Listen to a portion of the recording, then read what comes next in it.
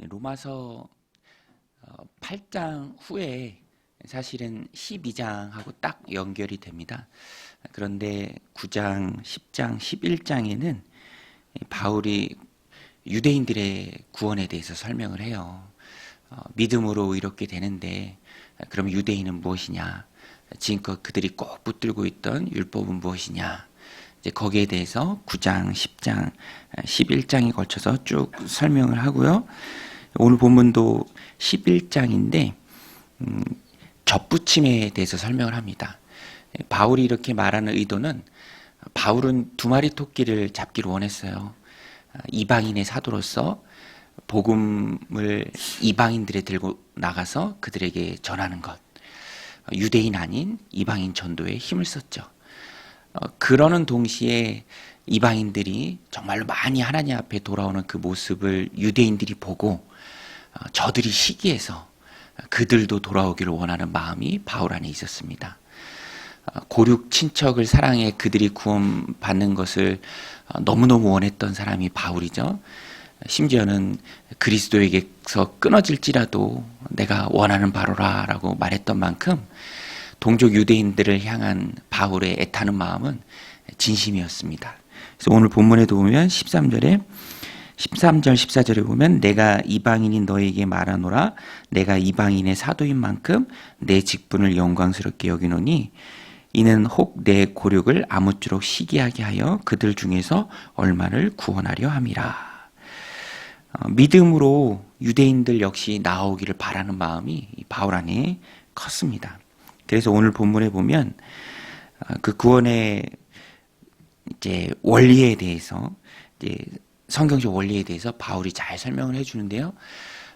핵심은 이방인으로서 살다가 구원받은 너희가 자랑하지 말라. 늘 겸손해야 된다. 그것을 말하고 있습니다. 너희는 돌 감람나무였는데 야생 감람나무였는데 야생 올리브 나무죠. 그런데 원래 참 올리브 나무에 접붙임 된 것이다. 뿌리가 너희를 있게 한 것이다. 가지가 뿌리를 보존하는 게 아니라 뿌리가 가지를 보존한다. 이 원리를 바울이 말해줍니다. 17절에 보면 또한 가지가 얼마가 꺾였는데 돌 감람나무인 내가 그들 중에 접붙임이 되어 참 감람나무 뿌리의 진액을 함께 받는 자가 되었은즉 그 가지들을 향하여 자랑하지 말라. 자랑할지라도 내가 뿌리를 보존하는 것이 아니요 뿌리가 너를 보존하는 것이니라. 접붙임 잘 아시죠? 접붙임이에요. 원래 가지는 베어졌습니다. 믿음 안에 머무르지 않았기 때문에 그것이 유대인들이죠. 꺾여져 나갔습니다. 그리고 그 자리에 믿었던 야생 감람나무인 이방인들이 접붙임 된 거예요. 그래서 너희가 이렇게 구원받은 것이다. 그것을 알고 원래 나무에 접붙임 바 받은 너희, 그 뿌리의 진액을 함께 받은 자 된 너희가 스스로 자랑하지 말고 늘 겸손하게 그 받은 구원에 대해서 감사하게 여기라. 너희가 믿음으로 구원을 받은 것이다. 그래서 20절에도 보면 옳도다. 그들은 믿지 아니함으로 꺾이고 너는 믿음으로 섰느니라. 높은 마음을 품지 말고 도리어 두려워하라. 21절에 하나님이 원 가지들도 아끼지 아니하신즉 너도 아끼지 아니하시리라. 믿음으로 그들은 믿지 않았기 때문에 꺾였고 너희는 믿었기 때문에 그 믿음으로 접붙임 바 되었는데 그 믿음 안에 꼭 머무르라라는 이 바울의 교훈입니다. 그렇죠. 우리는 원래 언약 바깥에 있던 자들입니다. 소망이 없는 자들이었고요. 본질상 진노의 자녀들이었죠. 그러나 하나님이 긍휼히 여기시고 불러주셨을 때 우리가 믿음 안에 있었고 그 믿는 믿음으로 이제는 그 뿌리의 찐액을 함께 받는 접붙임 바 된 그런 구원에 이르는 자들이 되었습니다. 그래서 바울이 말하는 게 그거예요.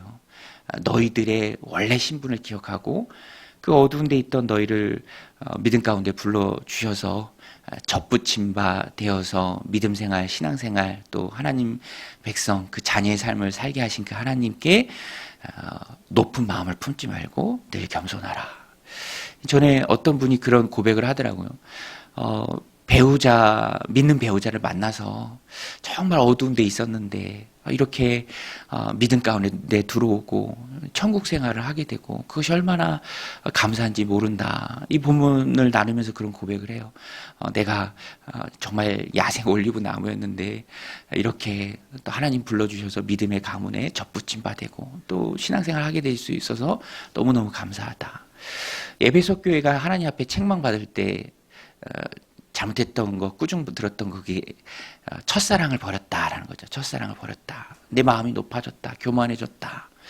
오늘 우리 또 신앙생활 하면서 늘 하나님 앞에 정말 야생 올리브 나무였던 나를 구원해 주시고 불러주시고 이렇게 좋은 공동체 또 좋은 신앙의 가지에 접붙임 되게 해주신 것을 우리가 늘 기억하고 감사해야 합니다. 높은 데 마음을 두지 말고 자랑하지 말고 우쭐하지 말고 우리의 신분을 기억해야죠.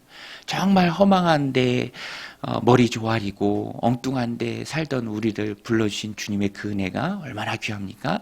그것을 늘 마음에 간직하고 감사해야 한다라는 것입니다. 또 이어지는 내용이 믿음이에요. 믿음. 너희는 믿었기 때문에 접붙임 받은 것이고 원가지는 믿지 않았기 때문에 꺾어진 것인데 너희가 잊지 말아야 할 것은 그들이 원가지이기에 그들 또한 믿는다면 원가지에 다시 접붙임 되는 게 얼마나 쉬운 일이겠느냐. 그들을 향해서 자랑하지 말고 그들 역시 믿으면 돌아온다. 그러니까 바울이 말하는 핵심은 꺾이고 안 꺾이고 접붙임 바 되고 안 되고의 항상 확실한 기준은 믿음이다라는 것입니다. 그래서 23절에도 보면 그들도 믿지 아니하는데 머무르지 아니하면 이게 이중 강조입니다. 부정의 부정으로 강조하는 것이죠. 그들도 믿지 아니하는데 머무르지 아니하면 그러니까 믿는다면 접붙임을 받으리니 이는 그들을 접붙이실 능력이 하나님께 있으리라. 내가 원 돌 감람나무에서 찍힘을 받고 본송을 거슬러 좋은 감람나무에 접붙임을 받았으니 원 가진 이 사람들이야 얼마나 더 자기 감람나무에 접붙이심을 받으랴. 믿음입니다. 믿음. 그래서 오늘 우리도 신앙생활 하면서 다른 건 다 혹 소홀하게 여길 때가 있을지라도 절대로 꼭 붙들어야 되는 것은 바로 믿음이죠. 믿음이 기준입니다. 그것이 바로 그리스도 안에 머무르는 것입니다. 믿음에는요, 제가 보니까 이게 휘발성의 요소가 있습니다. 어렸을 때 신앙생활 같이 했던 귀한 친구들이 있죠. 열심히 수련회에 참여하면서 눈물을 흘리고 회개하고 그 믿음의 친구들로 정말 어느 시기에 정말 교회가 없으면 못 살 것 같은 그런 마음으로 함께 성장했던 친구들이 있어요. 그런데 어느 시기가 되면 어떤 계기에 그 믿음을 떠나요.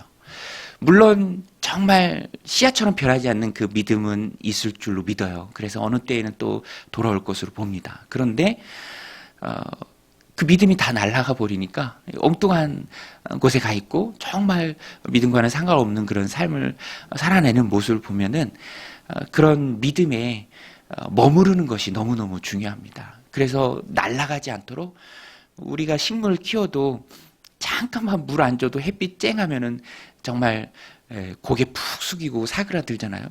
그러다가 아유 이거 큰일 났네 하면서 물 한 바가지 크게 부으면 또 이렇게 확 살아나는 것을 보게 되고요. 그래서 규칙적인 경건 생활이 아니면 날아가는 믿음을 붙잡아 둘 수가 없습니다. 규칙적인 경건 생활, 큐티 생활. 그래서 우리 교회에서는 세축이라고 하는데 은혜로운 주일 예배, 그리고 목장 모임, 그리고 또 성경 공부 이런 지정의가 충만히 채워졌을 때 믿음이 날아가지 않고 이제 잘 성장할 수 있는 것을 봅니다. 그래서 물론 우리가 이렇게 모여서 새벽마다 기도하는 거, 또 그런 큐티하는 거, 말씀 보는 거, 읽는 거, 늘 기도로 주님 앞에 나아가는 그런 규칙적인 경건 생활이 너무너무 중요하다라는 것입니다. 오늘도 이 말씀 기억하고 내 삶에 또 우리 가정에 사랑하는 자녀들에게 믿음의 물을 주어서 그것이 날아가지 않고 또 지속적으로 잘 성장할 수 있도록 그 믿음 안에 머무르게 하는데 내가 중요한 역할을 감당하는 저 여러분들이 다 되시기를 주님의 이름으로 간절히 축원드립니다. 우리 같이 말씀 붙들며 기도하며 나아가도록 하겠습니다. 하나님 아버지, 오늘도 저희들 이 새벽 주님 전에 나오게 하시고 또 말씀 듣게 하심에 감사를 드립니다. 하나님, 우리가 늘 교만하지 않도록, 높은 데 마음을 두지 않도록 하나님 우리의 신분을 늘 기억하게 하여 주시옵소서. 어두운 데서 불러내어 또 귀한 빛에 들어가게 하시고 자녀 삼아 주신 하나님의 은혜를 날마다 기억하고 살아가는